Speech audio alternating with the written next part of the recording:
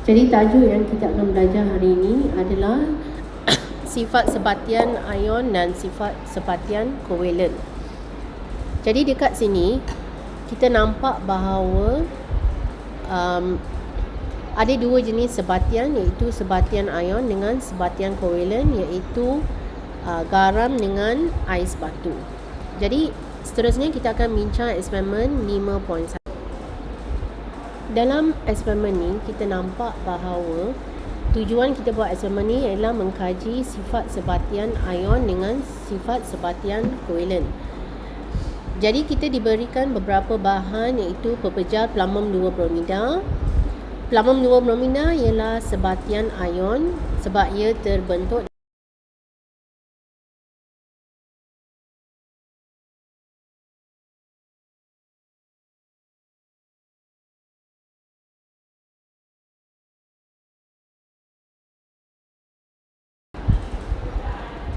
Jadi kita sedang mengkaji beberapa perkara dalam eksperimen ni. Yang pertama, kita nak tengok kekoneksian elektrik sebatian, iaitu sebatian kovalen dengan sebatian ion. Jadi sebatian ion yang kita ada kat sini adalah magnesium klorida dengan platinum 2 bromida. Manakala sebatian kovalen adalah naftalina dengan cyclohexana.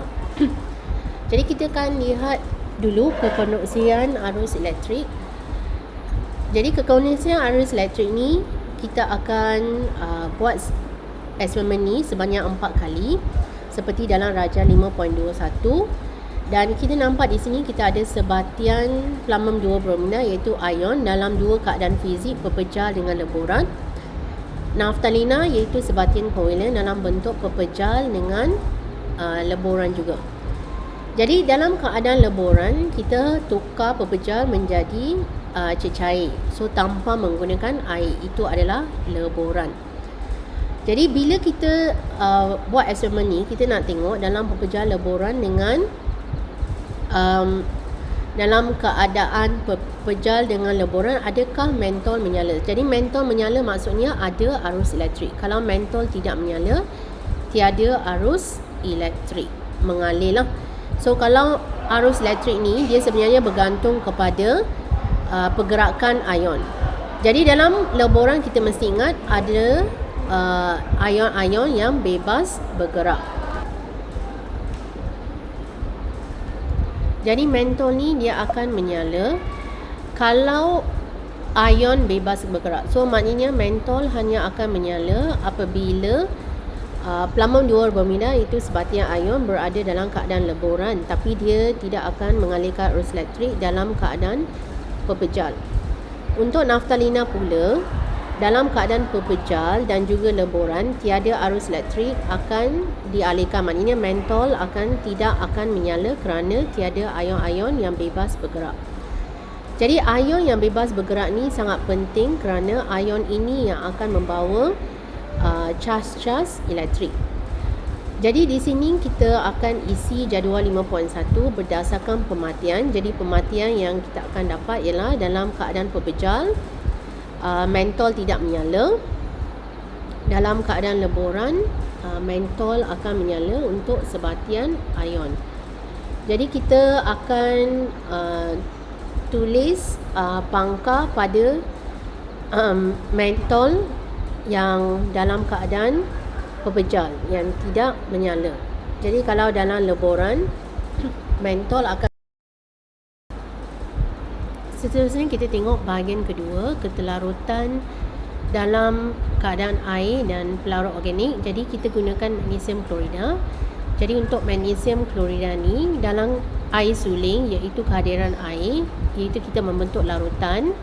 Magnesium klorida dia boleh larut dalam air sebab dia adalah sebatian ion. Cyclohexana pula adalah sebatian kovalen, jadi dia tidak larut dalam air. Jadi untuk yang kedua, naftalina itu sebatian kovalen. Sebatian kovalen ni memang tidak larut dalam air, dan juga sebatian kovalen yang lain atau pelarut organik. Dia macam minyak. Kalau minyak, kita ada minyak dengan petrol, minyak dengan minyak tanah, boleh larut. Kalau kita ada air dengan minyak, iaitu air ialah air, tapi dia tak akan larutkan minyak. hanya air boleh larutkan sebatian ion. Okey, itu yang kita nampak dalam eksperimen yang kita nak tengok keterlarutan. Seterusnya kita tengok takat lebur, takat didih. Jadi magnesia klorida ni adalah sebatian ion, jadi takat lebur, takat didih adalah tinggi. Sebab sebatian ion mempunyai ikatan daya tarikan elektrostatik yang kuat. Kalau kovalent, takat lebur, takat didih rendah sebab dia hanya mempunyai ikatan daya tarikan van der Waals. Seterusnya kita tengok kekonduksian elektrik. Kenapa sebatian ion ni dalam keadaan pepejal tidak mengalirkan arus elektrik? Ini kerana ion-ion tidak bebas bergerak kerana dipegang oleh daya tarikan elektrostatik yang kuat. Kalau kita lihat kenapa dalam keadaan larutan boleh mengalirkan arus elektrik, kerana mempunyai ion-ion bebas bergerak kerana daya tarikan elektrostatik telah diatasi. Dan seterusnya kita lihat sebatian kovalent ni tidak bercas, molekul neutral. Jadi molekul neutral ni tidak mempunyai ion bebas bergerak, so dia tidak mengalirkan arus elektrik.